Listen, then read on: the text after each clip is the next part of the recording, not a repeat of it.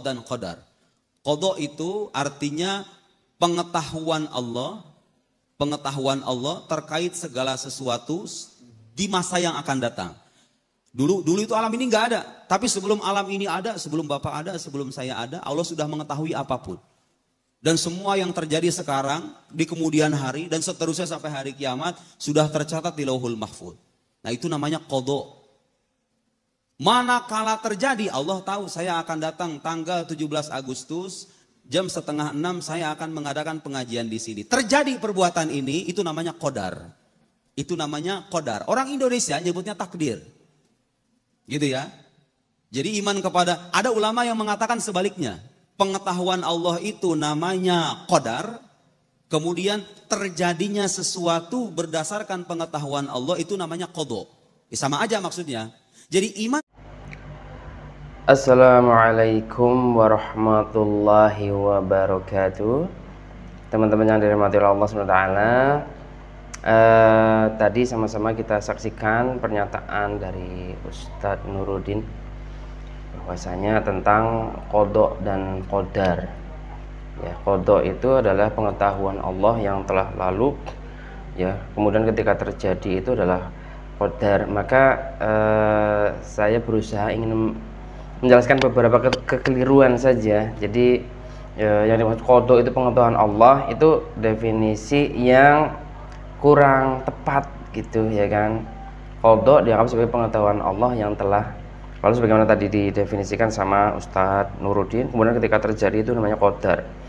Terus ada juga yang menamakan itu qadar dan qada. Jadi makna qada dan qadar itu bisa kebolak-balik gitu, dibolak ini bisa qada bermakna qadar, qadar bermakna qada. Ya, menurut beliau itu intinya. Tapi apakah benar seperti itu? Maka sebenarnya kita kalau kembali kepada Al-Qur'an, ya, maka kita akan menemui banyak sekali Al-Qur'an menyebutkan lafaz qada, ya, yang mana lafaz qada itu artinya adalah menentukan, ya, atau ketentuan. Ya, sebagaimana di surat Al-Baqarah, a'udzubillahi minasyaitonirrajim, wa idza qada amran fa innama yaqulu lahu kun fayakun. Ya, surat Al-Baqarah ayat 117, Allah berfirman, wa idza qada amran. Jika Allah SWT telah menetapkan amran, satu perkara, yaqulu lahu kun fayakun, maka Allah tinggal mengatakan kun fayakun, ya. Jadilah, maka terjadilah. Maka qada di sini maknanya adalah ketentuan, menentukan, menetapkan segala sesuatu. Ya, berbeda dengan pengetahuan. Atau di dalam surat yang lain, misalkan surat Al-An'am, ya, nanti bisa dicek, ya. Huwallazi khalaqakum min tinin tsumma qada ajala. Dialah yang menciptakan kalian dari tin, ya, tanah liat. Summa qada ajala, kemudian dia Allah SWT menentukan atau menetapkan ajala, batas waktunya.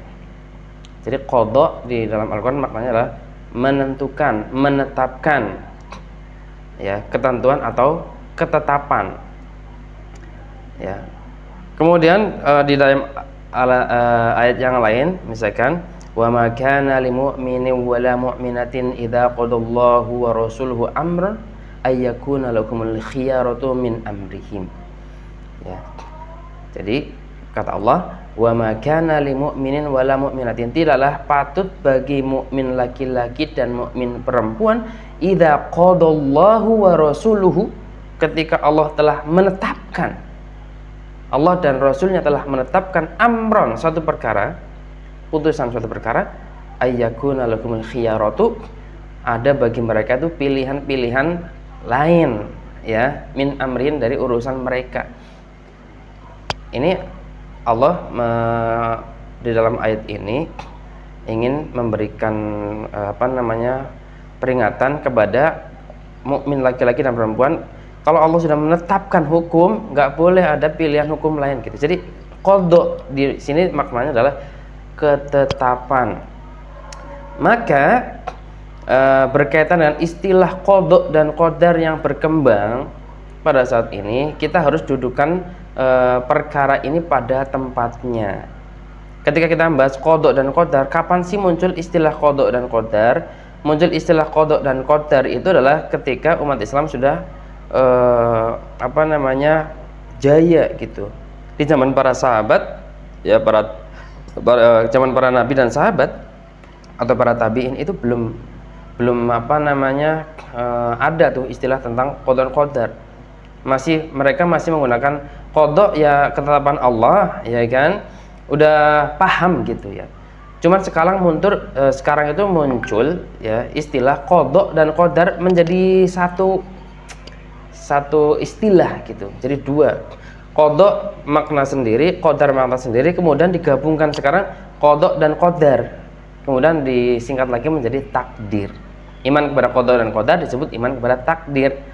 Itu munculnya bukan ketika Nabi masih hidup atau para sahabat masih hidup, tapi ketika Islam sudah berjaya menaklukkan penaklukan yang semakin luas, mereka ketemu dengan para ahli filsafat, maka di sana ditemukanlah buku-buku tentang filsafat yang membahas tentang perbuatan manusia. Apakah perbuatan manusia itu dipaksa sama Allah, sama Tuhan, ataukah manusia diberikan kebebasan?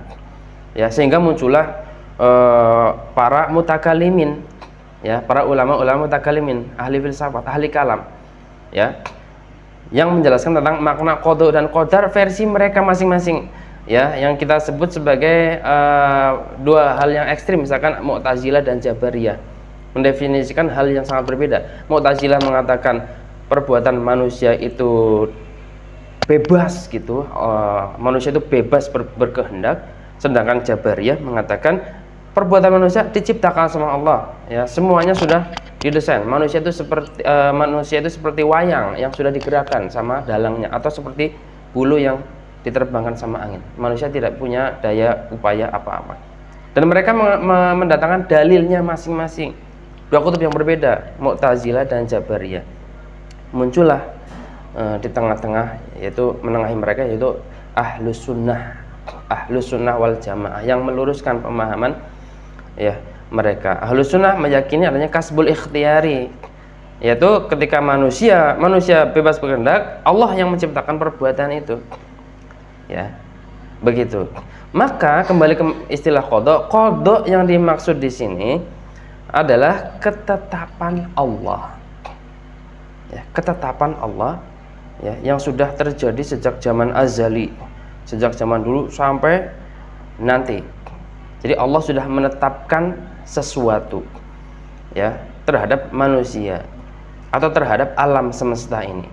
Nah, kalau kita sebagai manusia kemudian kita melihat ternyata manusia itu tidak murni bebas gitu, bebas apapun di dalam diri manusia. Ada hal yang diikat dengan ketentuan Allah, ketetapan Allah, seperti kita itu hidup di dua area. Pertama, area yang memaksa manusia, artinya semuanya sudah ditetapkan sama Allah, manusia tidak bisa protes. Itulah yang sebenarnya disebut qada. Jadi qada itu adalah ketetapan Allah yang sifatnya memaksa manusia. Manusia dipaksa untuk menerimanya. Contoh, manusia lahir sebagai laki-laki atau perempuan. Manusia berkulit putih, kulit hitam, kulit coklat, kulit kuning, atau manusia rambutnya keriting, rambutnya lurus, matanya belok, matanya sipit, matanya berwarna coklat, matanya warna hitam. Semua itu adalah ketetapan Allah yang sudah ada sejak zaman dulu, dan kita dilahirkan di sekarang ini dengan tubuh seperti ini adalah qada, ketetapan Allah. Manusia tidak bisa merubahnya dan tidak boleh merubahnya. Itu namanya qada. Tapi ada manusia itu diberikan kebebasan sama Allah untuk bisa berkehendak, ya. Jadi manusia ada memiliki free will. Jadi ketika manusia itu misalkan mau ngaji atau tidak, sholat atau tidak, ibadah atau tidak, beriman atau tidak, itu manusia diberikan kehendak bebas oleh Allah Subhanahu wa Ta'ala. Nah, kehendak bebas inilah yang akan dihisab nantinya. Tapi ketetapan Allah yang disebut qada itu tidak dihisab sama Allah Subhanahu wa Ta'ala. Itu. Jadi qada itu apa? Qada itu adalah ketetapan Allah yang berada di luar kekuasaan manusia. Itu namanya qada. Terus yang kedua, ya, sedangkan makna qadar, ya, qadar itu sebenarnya, ya, adalah khasiat suatu benda yang diciptakan oleh Allah, termasuk manusia memiliki khasiat, ya, berdasarkan firman Allah Subhanahu wa Ta'ala, di surat Al-A'la, ya. A'udzubillahi minasyaitonir rajim. Alladzi khalaqa fasawwa walladzi qaddara fahada. Di situ Allah menyebutkan qaddara. Ya, di dalam ayat yang lain banyak ya makna-makna sejenis. Alladzi khalaqa fasawwa, dialah Allah yang menciptakan segala sesuatu kemudian menyempurnakan. Terus apa? Walladzi qaddara fahada. Dan dialah yang menentukan kadar fahada dan memberikan petunjuk. Apa qaddara itu? Menentukan khasiat suatu benda. Contohnya apa? Api membakar. Khasiat api adalah membakar. Khasiat pisau memotong. Khasiat air menghilangkan haus dan sebagainya. Jadi setiap benda-benda, khasiatnya kayu itu bisa terbakar, manusia juga bisa terbakar. Itu namanya qaddar. Jadi qaddar itu apa? Khasiat yang Allah berikan kepada ciptaannya, seluruh makhluknya punya khasiat. Matahari punya khasiat menyinari alam semesta, menyinari bumi. Ya, bumi punya khasiat yang menumbuh-numbuhkan tumbuh-tumbuhan, memberikan kehidupan dan sebagainya. Itu namanya khasiat yang diciptakan oleh Allah kepada suatu benda. Semua benda ada khasiatnya, termasuk manusia. Ya, ada khasiat mata bisa melihat, telinga mendengar, ya kan, hidung bisa mencium, lidah mengecap rasa. Bahkan Allah memberikan khasiat kepada otak untuk berpikir, membedakan mana yang benar, mana yang salah, mana yang baik, mana yang buruk, itu bisa. Khasiat. Bahkan manusia diberikan khasiat untuk berkehendak bebas. Nah, ini namanya khasiat. Dengan akalnya manusia diberikan keistimewaan sama Allah, khasiat berkehendak bebas. Itu namanya qadar. Jadi Allah memberikan qadarnya. Allah bisa mencabut qadar itu? Bisa. Allah mencabut misalkan qadarnya Nabi Ibrahim ketika dibakar sama Raja Namrud tidak terbakar.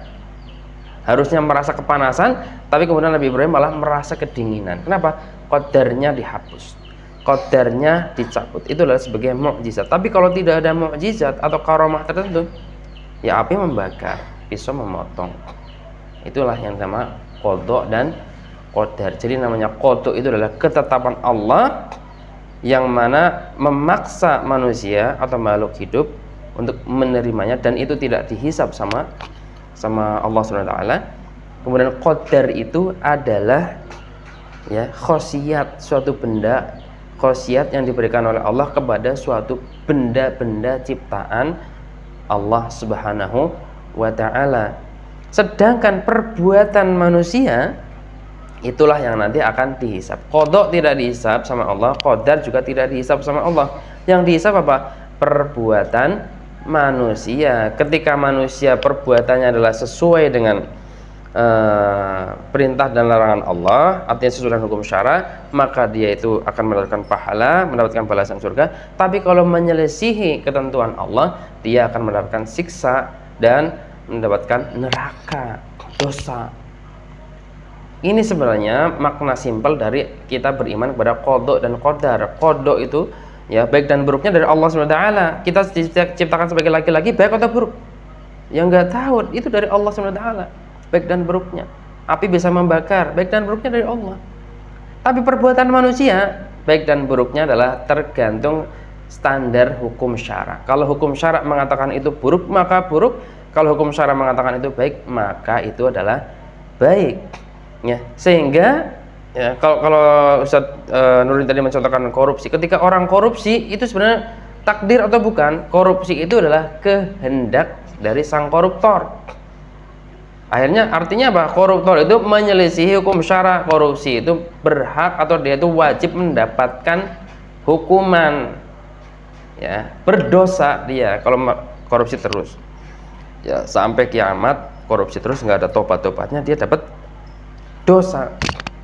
Ya, bagi si koruptor itu, karena dia diberikan sama Allah kebebasan ketika menjadi pejabat, apakah dia menjadi pejabat yang baik atau menjadi pejabat yang korup. Ternyata dia memilih menjadi pejabat yang korup, maka dia mendapatkan dosa. Ya, begitu. Semoga bisa membantu pelajaran singkat ini. Ini hanya sedikit saja perbedaan kami dengan Ustadz Nurdin berkaitan dengan qada dan qadar.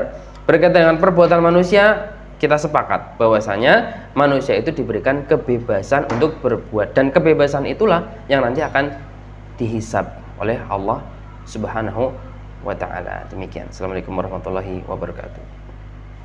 Bahwa fulan berbuat maksiat itu berdasarkan pilihannya, berdasarkan kehendaknya. Bisa milih gak? Nih lihat Pak, nih. Supaya tidak salah paham. Kalau dikatakan keburukan ditakdirkan sama Allah. Lihat. Di hadapan saya ada semangkuk gelas. Ini isinya air putih. Anggaplah isinya khamar. Anggap isinya khamar, dan dalam agama kita minum khamar itu haram. Dosa besar. Kalau saya minum khamar, sekarang saya ngangkat gelas begini. Saya bisa milih nggak untuk menyingkirkan khamar ini dan saya nggak jadi minum? Bisa nggak saya? Bisa. Ketika saya ngangkat gelas kemudian saya minum. Anggap ini misalnya khamar, saya minum beneran tuh. Itu saya lakukan berdasarkan pilihan saya atau bukan? Ya, itu pilihan saya. Itu kehendak saya. Saya menggerakkan kehendak saya, Allah menciptakan perbuatan itu.